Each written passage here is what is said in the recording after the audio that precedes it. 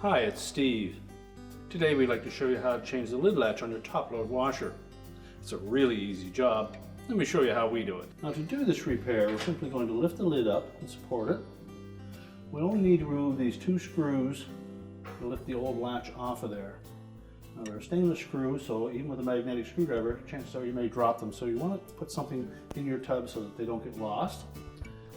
We'll just remove each of the screws.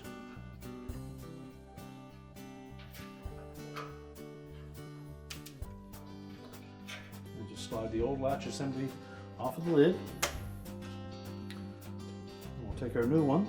You note that there is a slot through the length of that. So just tuck the thin part of it on the outside of the lid.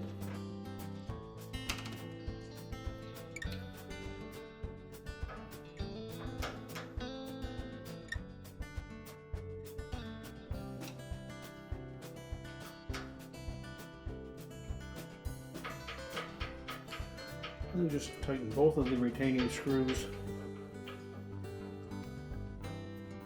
Nice and snug. Don't over tighten it that we crack the new latch.